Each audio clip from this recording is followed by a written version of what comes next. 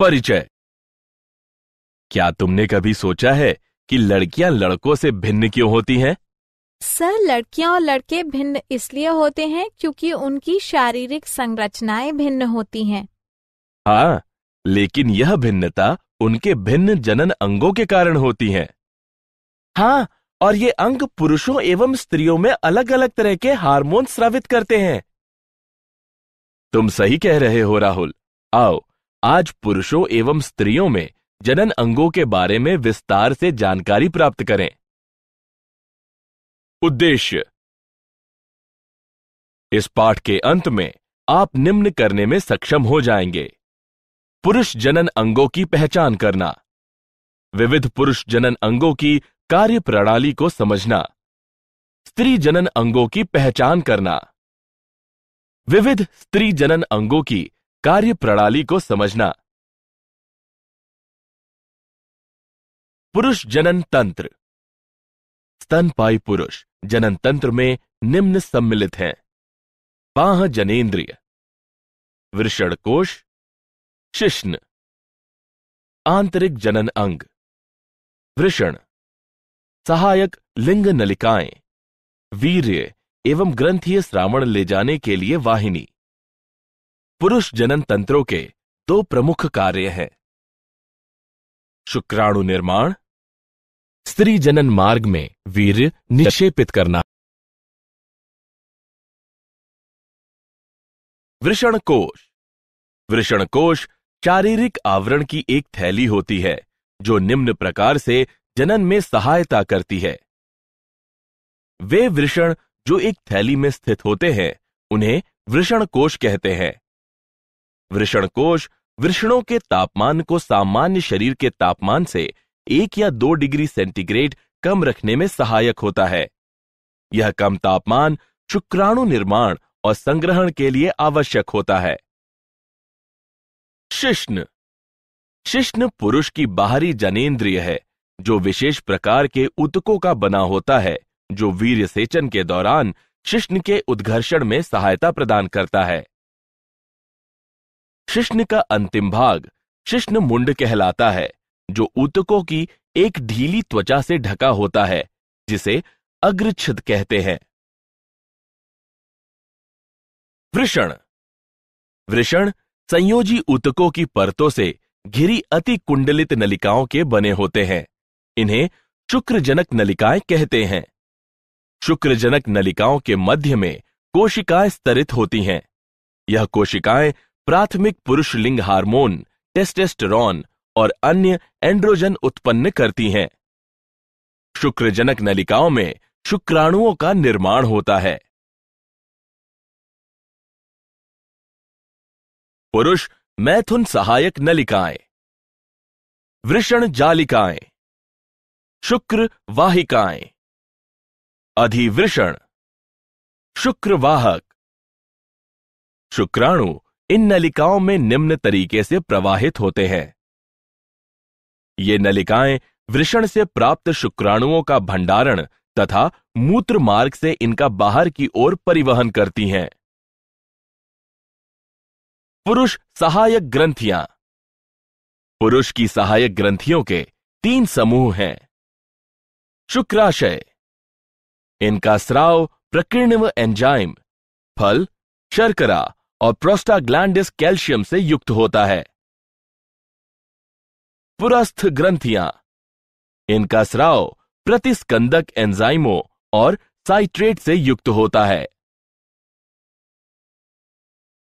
Bulbourethral ग्रंथियां। इनका स्राव शिश्न में स्नेहन प्रदान करने में सहायक होता है।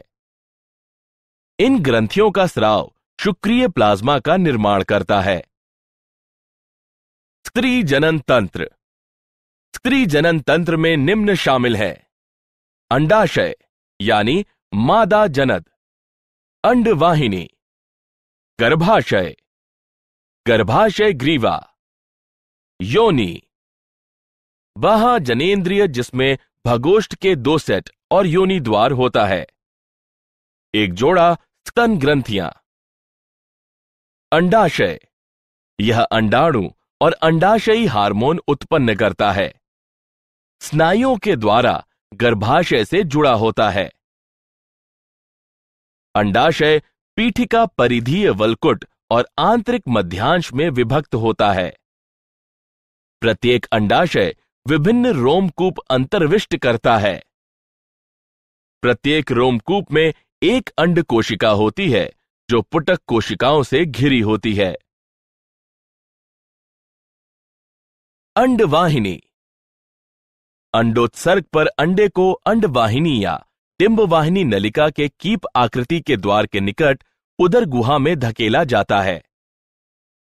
अंडाशय के निकट डिंबवाहिनी की कीप जैसी आकृति कीपक कहलाती है।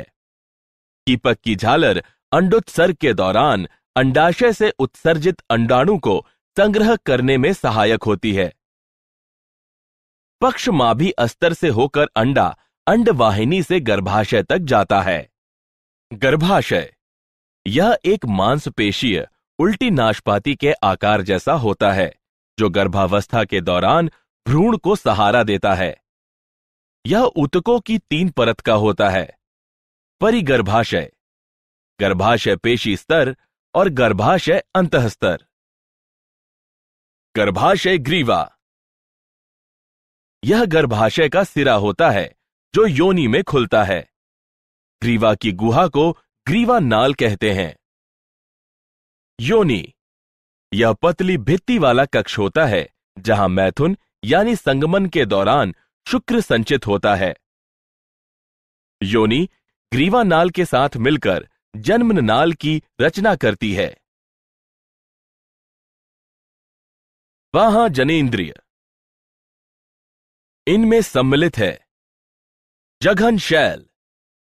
यह वसामय ऊतकों से बनी गद्दी सी होती है जो जघन, बालों और त्वचा से ढकी होती है।